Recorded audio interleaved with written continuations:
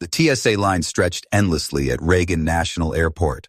Sarah Mitchell stood quietly, her worn military ID tucked discreetly in her wallet, watching as younger passengers complained about delays. The agent scrutinized her identification with suspicious eyes, questioning why someone her age would have military credentials. "Ma'am, this doesn't look right," he said loudly, drawing unwanted attention.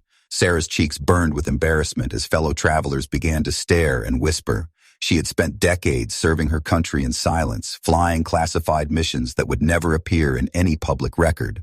But in this moment, she felt invisible, forgotten, just another elderly woman causing trouble at security. What happened next would change everything. When a familiar voice called out from behind her, "Colonel Mitchell?"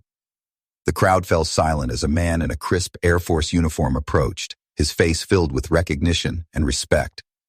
This is the story of how one moment of public humiliation became a powerful reminder that heroes walk among us, often unrecognized, carrying secrets that shaped our nation's history. Sarah Mitchell adjusted her small carry-on bag and shuffled forward in the seemingly endless TSA line at Reagan National Airport. At 72, she had learned patience through decades of military discipline, but today felt different. The young travelers around her tapped impatiently on their phones, sighing audibly at every delay. Sarah remained quiet, her weathered hands holding a boarding pass for a flight to visit her granddaughter in California. Hidden in her worn leather wallet was an ID that told a story few would believe. A military identification card that had opened doors to some of the most classified operations in American history. The woman ahead of her complained loudly about missing her connecting flight, while a businessman behind her made increasingly aggressive phone calls about delayed meetings. Sarah observed it all with the calm detachment of someone who had witnessed far more significant crises. She thought about the missions she had flown, the secrets she still carried, and the sacrifices that seemed invisible to this new generation.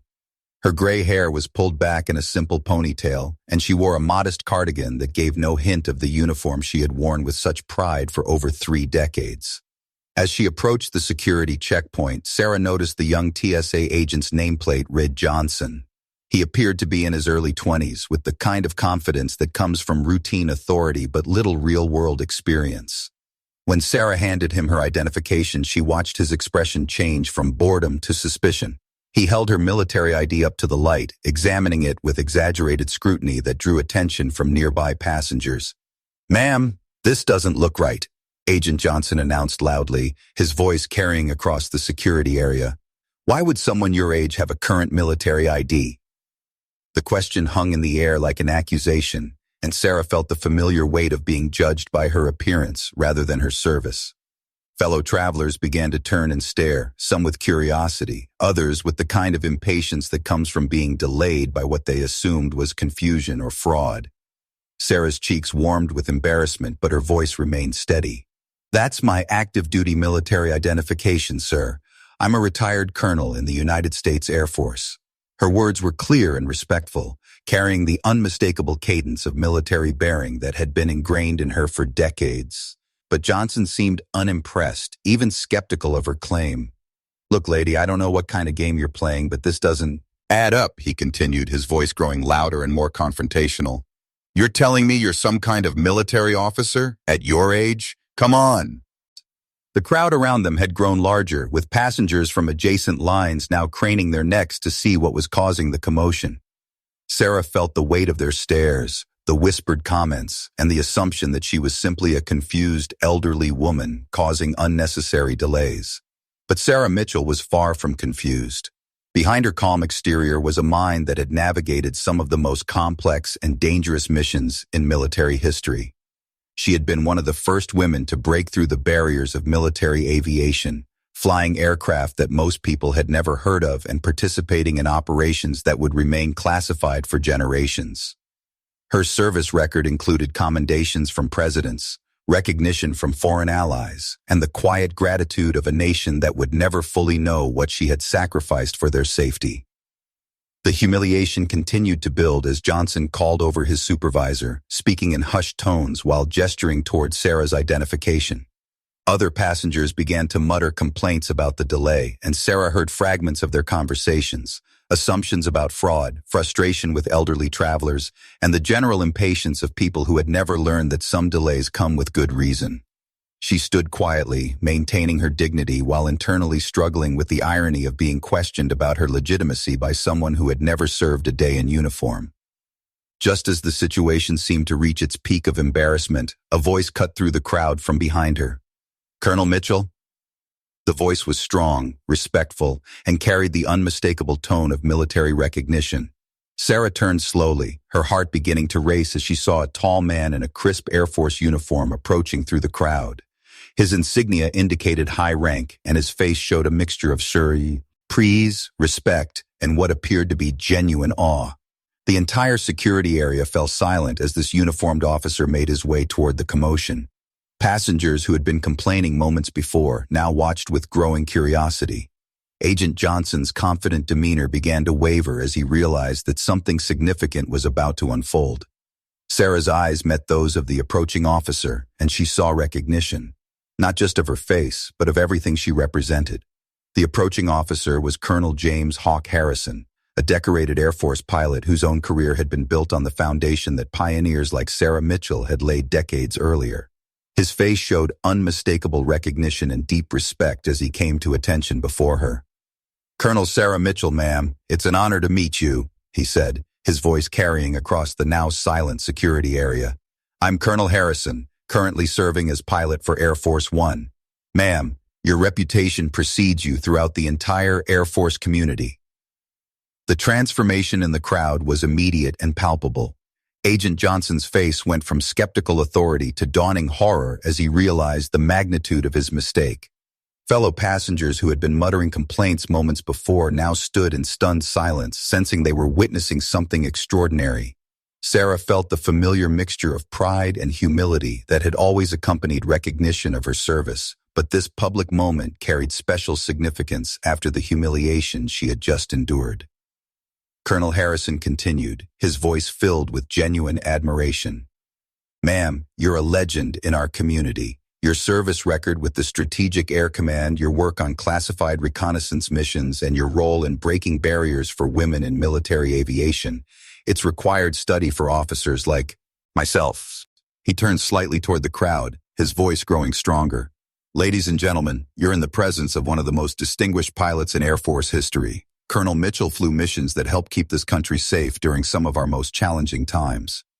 Sarah's eyes moistened slightly, not from the earlier embarrassment, but from the unexpected honor of being recognized by someone whose own service she deeply respected. "Thank you, Colonel Harrison, but I was simply doing my duty, like thousands of others who serve in silence." Her response carried the characteristic humility of military professionals, but everyone present could sense the weight of history in her words.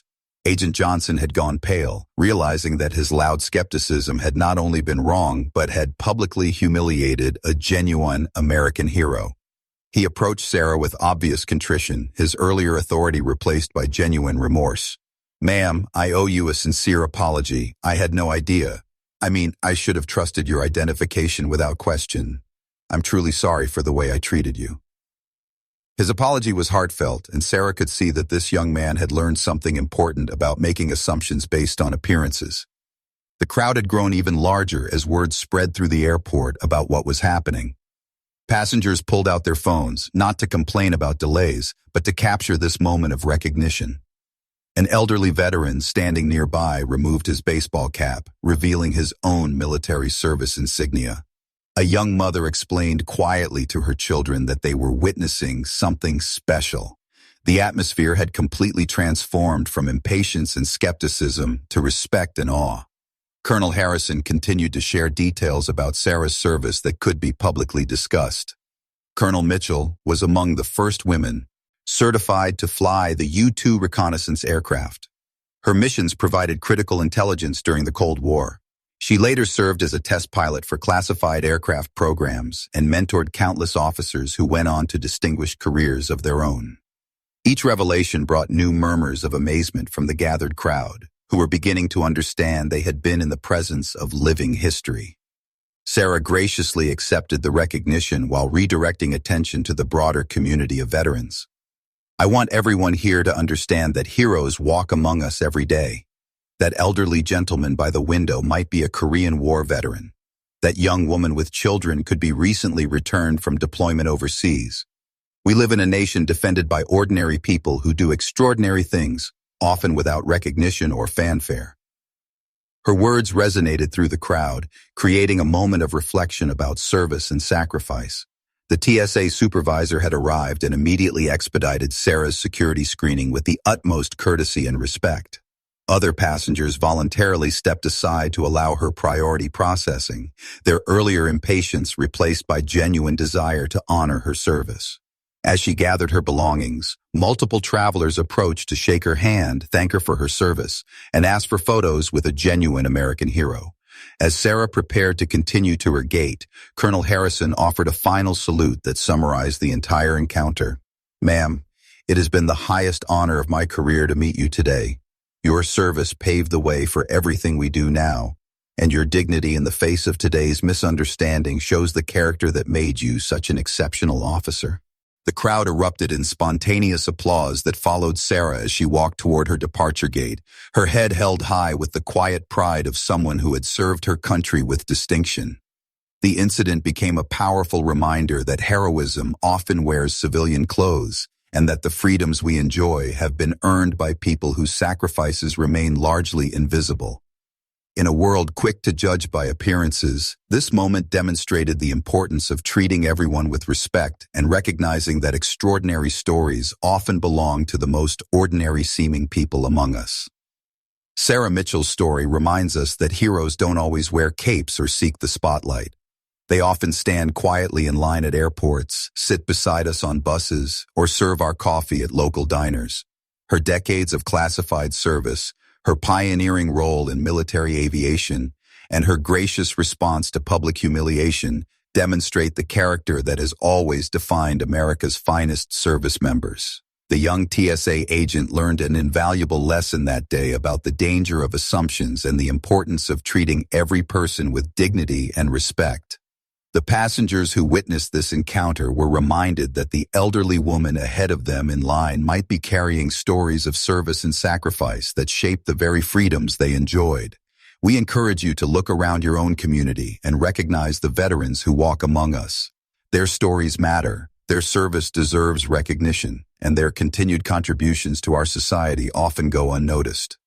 Take time to thank a veteran. Listen to their stories and remember that the privileges we enjoy as Americans have been earned by people like Colonel Sarah Mitchell. If this story of hidden heroism and unexpected recognition touched your heart, please subscribe to our channel for more stories that honor the men and women who have served our nation with distinction.